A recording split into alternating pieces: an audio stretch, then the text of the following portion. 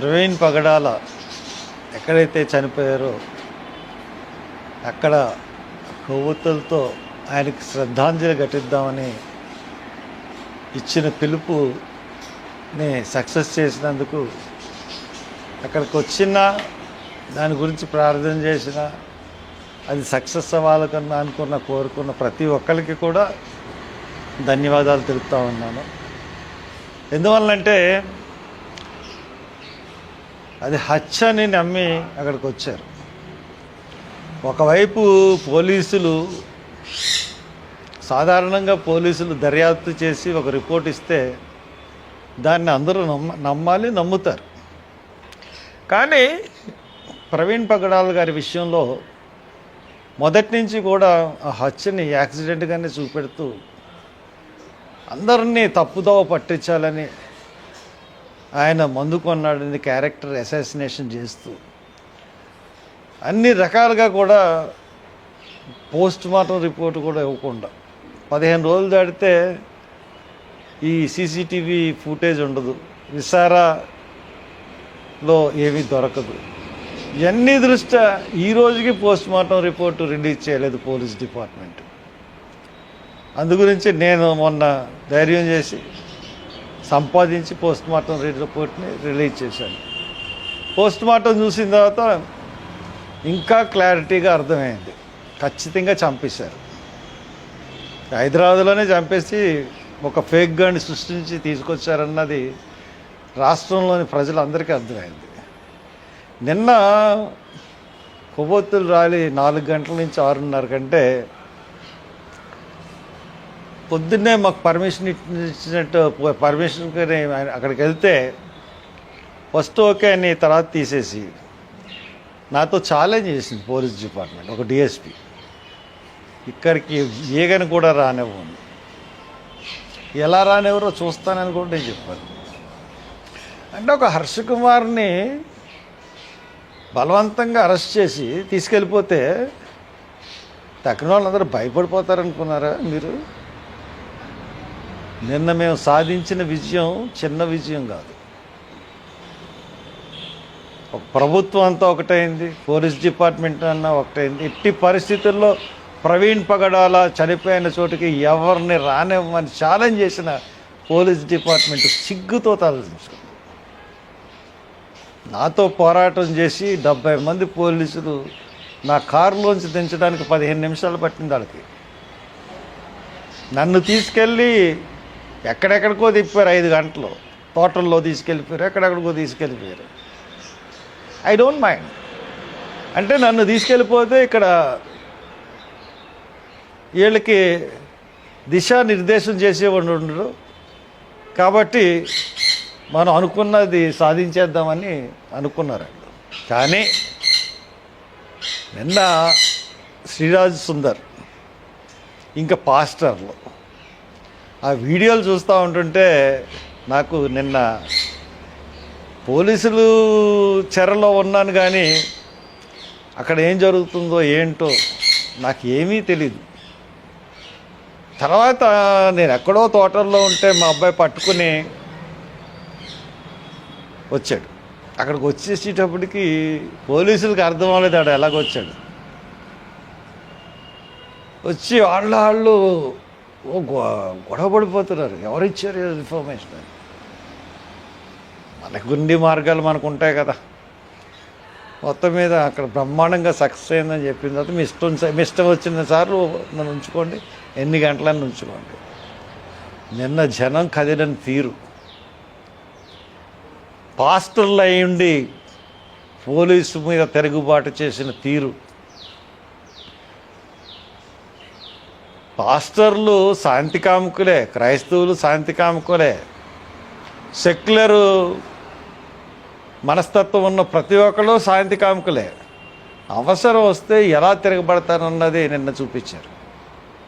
మొత్తం పోలీసుని పెట్టి అడుగు ముందు నివ్వకూడరా నిలువరించడాన్ని చాలా ప్రయత్నించారు పోలీసు, కానీ ఓడిపోయారు.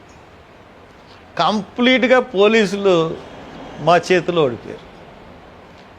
ఎంత సంతోషంగా ఉందంటే కంప్లీట్గా IG, mister SP, mister IG, all DSPs దేవుని సంకల్పం ముందు మీ ప్రభుత్వాలు ఎంత? ఆఫ్టర్ ఆల్ మీ ప్రభుత్వాలు ఎంత? మీ డిపార్ట్మెంట్ ఎంత? ప్రజా సంకల్పం, ప్రజల యొక్క మనోవాంఛ, హత్యని నమ్మి వచ్చిన వాళ్ళ పౌరుషం, దీని ముందు మీ పోలీస్ డిపార్ట్మెంట్ తుక్కు అయిపోయింది. ఛాలెంజ్ చేశారు నాకు, ఎట్టి పరిస్థితుల్లో ప్రవీణ్ పగడాల చనిపోయిన చోటకి ఎవరిని రానివ్వని. ఏమైంది? ఆఖరికి మీరు పారిపోయారు అక్కడి నుంచి. పారిపోయిన పరిస్థితి మీది.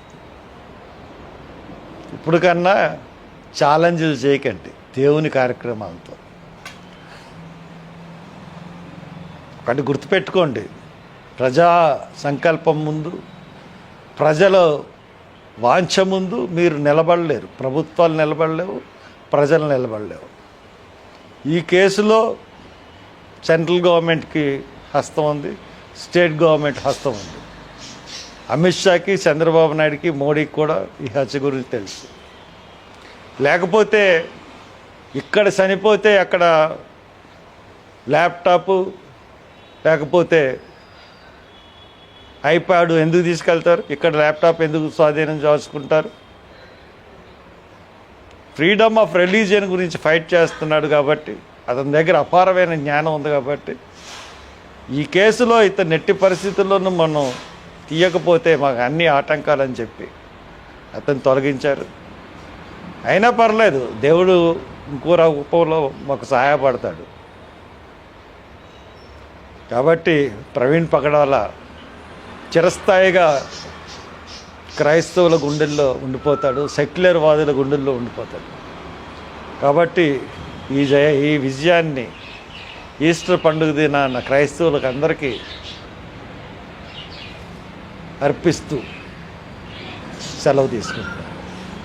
చనిపోయిన తర్వాత ఇక్కడికి అందరినీ, ఆయన మర్డర్ని ఖండిస్తూ ఉన్న ప్రతి ఒక్కరిని కూడా, సెక్యులర్ భావాలు కలిగి ఉన్న ప్రతి ఒక్కరిని కూడా ఇక్కడికి వచ్చి ఆయన మర్డర్ని ఖండిస్తూ క్యాండిల్ వెలిగించి నివాళులు అర్పించమని హర్ష్ కుమార్ గారు పిలుపునిచ్చారు. పిలుపునిచ్చిన తర్వాత రాష్ట్ర వ్యాప్తంగా ఈ రోజున హైదరాబాద్ నుంచి వచ్చారు, గుంటూరు నుంచి వచ్చారు, కాకినాడ నుంచి వచ్చారు, శ్రీకాకుళం నుంచి వచ్చారు, విజయనగరం నుంచి వచ్చారు. రాష్ట్ర వ్యాప్తంగా వేలాది మంది తరలి ఈ రోజు ప్రవీణ్ గారిని మర్డర్ని ఖండిస్తూ ఇక్కడ క్యాండిల్ వెలిగించడానికి వచ్చారు. పొద్దు నుంచి కూడా ప్రభుత్వం పోలీసుల్ని వాడుకుని కవ్వించే ప్రయత్నం చేస్తుంది. ఎందుకంటే ఫ్లెక్స్లు కట్టాం, తీయించేశారు, వాళ్ళు పట్టుకుపోయారు, మా కారును సీజ్ చేశారు పొద్దు నుంచి. కాబట్టి కవ్వింపు చర్యలు, ఎలాగన్నా కవ్విస్తే మేమేదో చేస్తే ఇమీడియట్ గా అరెస్ట్ చేద్దాం. ఆఖరికి 4 గంటలకు 1 గంట ముందు ప్రశాంతంగా కూర్చున్న హర్ష్ కుమార్ గారిని వచ్చి మా ఎవరికి తెలియకుండా తీసుకెళ్లిపోయి ప్రతి 10 నిమిషాలకి, ప్రతి పావు గంటకి ఓ పోలీస్ స్టేషన్కి. ఎందుకింత ఓవర్ యాక్షన్? అనవసరం కదా. మేమేమంటామంటే శాంతియుతంగా అక్కడ ఒక క్యాండిల్ వెలిగిస్తాం, పోలీసుల్ని నిష్పక్షపాతంగా ఆ ఇన్వెస్టిగేషన్ చేయమని కోరుతాం. అది చేయట్లే. మీరు మీ పని చేస్తే ఈ గొడవ లేదు కదా. మళ్ళా దానికి తోడు ప్రవీణ్ గారి క్యారెక్టర్ అసాసినేషన్. వాళ్ళ గవర్నమెంట్ ఈ హత్య వల్ల బ్యాడ్ అయిందని చెప్పి ప్రవీణ్ గారిని ఒక తాగుబోతు కింద, ఆయన క్యారెక్టర్ని అసాసిన్ చేసి ఆయన ఒక తాగుబోతు కింద చిత్రీకరించే ప్రయత్నం చేస్తారు. చాలా తప్పు. కూటమి ప్రభుత్వానికి చెప్తున్నాను, మీకు ఒక పులి చచ్చిపోతే పవన్ కళ్యాణ్ గారు స్పందిస్తున్నారు. పవన్ కళ్యాణ్ గారి చిన్న అబ్బాయి చనిపోతే, చనిపోలేదు, ఆయనకేదో చిన్న గాయం జరిగితే, ప్రమాదంలో ఇరుక్కుంటే అందరూ ప్రార్థన చేశారు, అందరూ పూజలు చేశారు, అందరూ మాస్క్ వెళ్ళారు. అటువంటిది ఒక మంచి సామరస్యమైన పరిస్థితులు ఆంధ్రప్రదేశ్లో ఉంటే, మరి దాన్ని దాటి మత విద్వేషాలు ప్రోత్సహించేది కూటమి ప్రభుత్వం. కాబట్టి మతానికి కులానికి సంబంధం లేకుండా ఒక మనిషి చచ్చిపోయాడు. ప్రవీణ్ అన్నిటికన్నా ముందు ఒక మనిషి.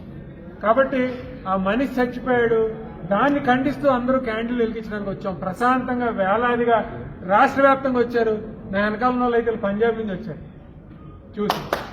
కాబట్టి నేను అడిగేది ఏంటంటే ఒకటే, నిష్పక్షపాతంగా చేయండి, ఇన్వెస్టిగేషన్ చేయండి, దోషుల్ని పట్టుకోండి, ఒక నమ్మకం క్రియేట్ చేయండి.